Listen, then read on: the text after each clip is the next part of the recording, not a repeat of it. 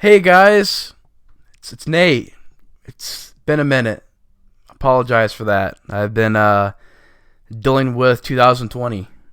Yeah, but yeah, I've been gone for quite a minute, or quite a while, quite a minute. I have been gone for a while. I've been gone for a while, as you guys know. Didn't do any movie reviews. Didn't do any videos. For a lot of reasons. I can give you guys all the excuses in the world, but I'm not gonna do that because I was busy. Didn't have time to make videos. But I definitely have a layout. I don't want to say a plan because every time I make a plan for videos I want to do, it never pans out so well.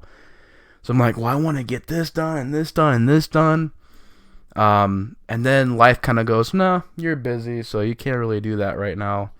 And then I felt like a jerk because I said, "Oh, I'm gonna do this." I didn't do it, but yeah, I did want to. I do have a layout that I want to do. I wanted to cover a couple franchises because I haven't done that in a while, and franchise reviews are really fun to do. That's what I think. I think they're really fun to do, to go through and cover a franchise and cover films that because sequels don't get their just desserts, and some I can get on here and talk about and be like, I can defend them and kind of give you guys my opinion on these sequels or prequels or spin-offs, or just the franchises in general.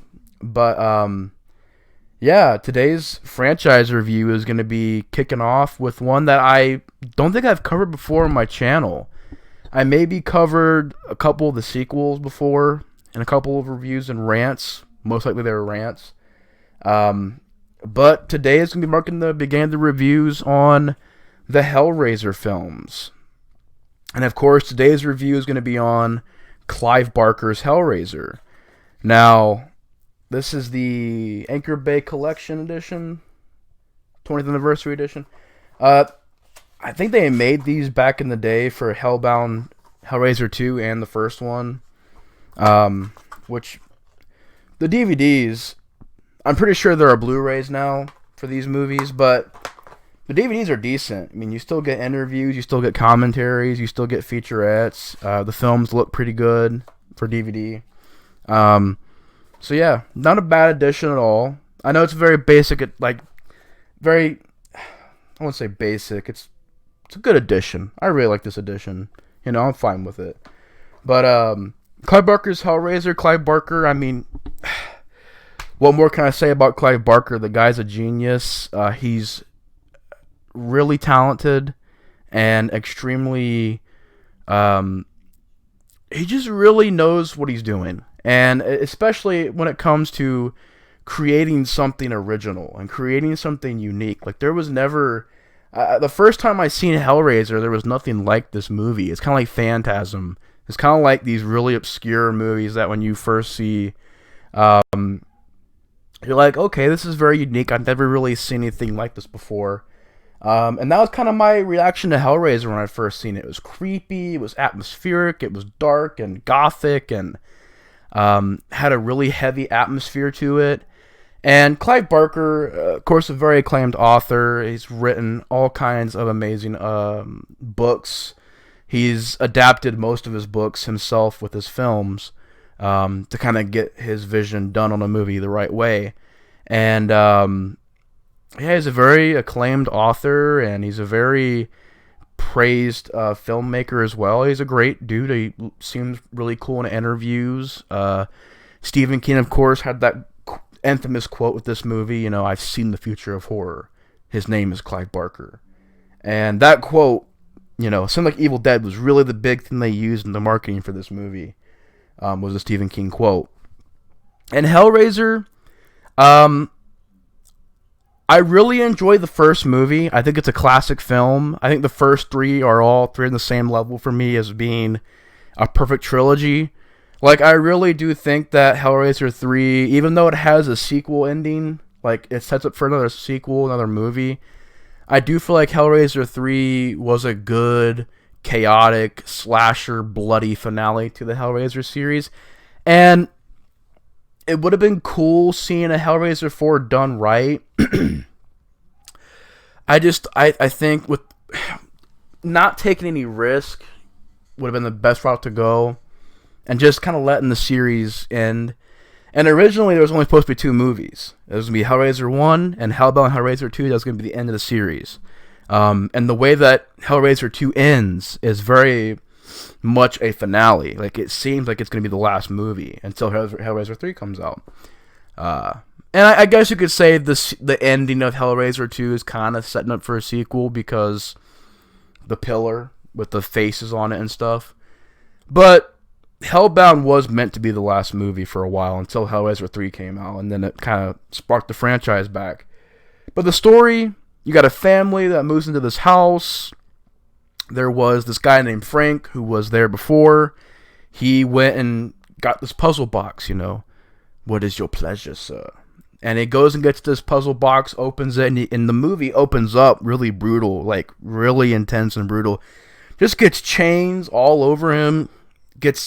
It goes into, like, the camera zooms into his face, and it kind of goes in this dimension area, and you're seeing chains everywhere.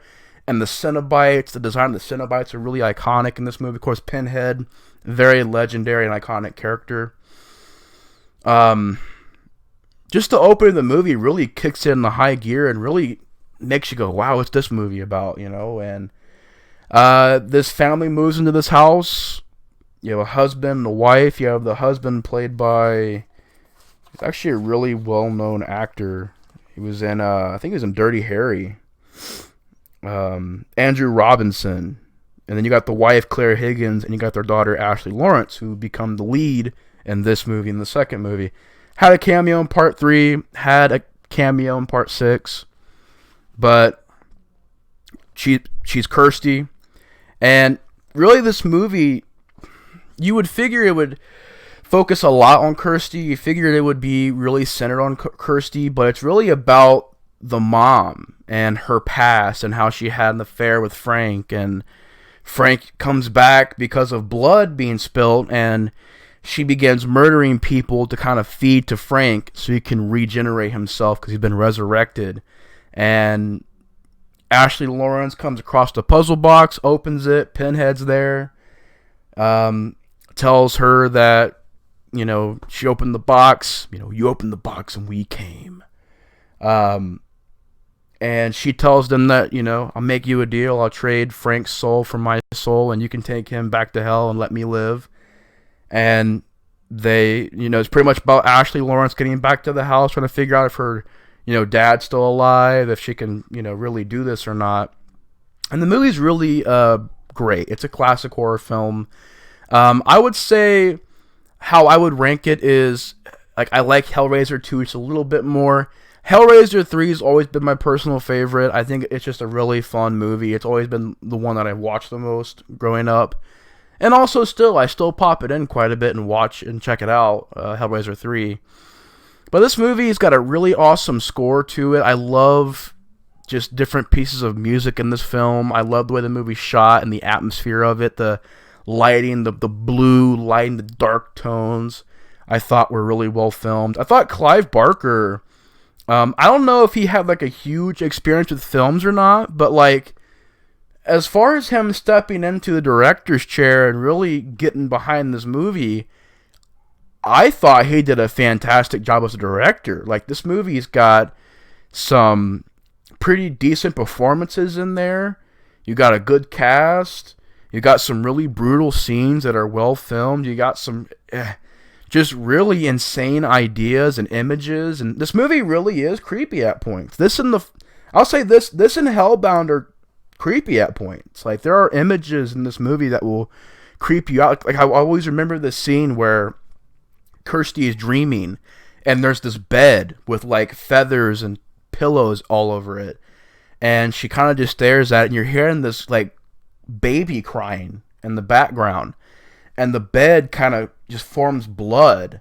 Like, the bed just gets all bloody, and she kind of wakes up because of the scream. That's like a jump scare that scares her, and she wakes up. Very iconic scene and very like creepy. And the opening of the movie where they have like a face on this table, the Cenobites do, and there's flesh all over the floor, and there's just chains and hooks with flesh, and it's just a really creepy opening. And I like how this movie really, like, it's not all about Pinhead, but it does it the right way. It's paced well. When Pinhead shows up, he means business. You know, his dialogue is very memorable. You know, we'll tear your soul apart. You know, maybe we'll let you live. You know, it's a lot of classic scenes there. Just a lot of really intense scenes. The murder scenes are really graphic, and this is a very graphic movie. And this is '87, so I'm surprised in '87 that they were allowed to have at least this graphic of a movie, because there's a lot of gore in this movie. It's a very just brutal movie, dark film, grim. Definitely a very solid horror film. Like, it has this terrifying just tone to it. It's relentless, and I love how it delves into, you know, the suffering, you know, the pleasure and suffering. It's about, like, the stepmom having the affair and how she kind of gave in to her desires, and her and Frank had the affair. It's a really good tale about, like, you know, desire and lust and dealing with, you know, very like a very flawed person. And I don't know, it's a really brilliantly written movie and really well made film that I don't really have any problems with. It's a classic film. It goes by at a good pace. It's got everything, like gore, atmosphere. It's got intense scenes. It's got iconic moments. I love this scene where Kirsty opens the box and this kind of corridor forms in the wall, and she's walking down this hallway, and the atmosphere in that scene is so thick you could cut it with a knife. It's just like oozing atmosphere.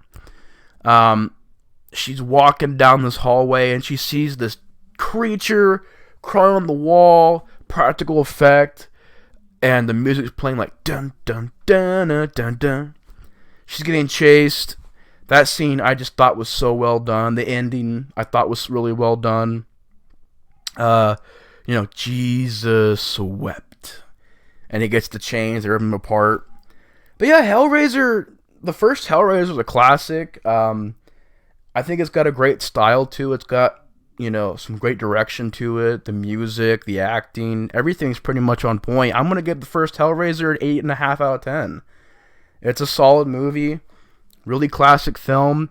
If you haven't seen Hellraiser yet, go check it out. It's a great movie. But anyways, guys, how would you guys rank this movie? Let me know in the comments below. Anyway, thanks so much for watching. Hope you enjoyed the video. The Explorer 4 is out. And I'll see you guys later. Peace. Peace, guys.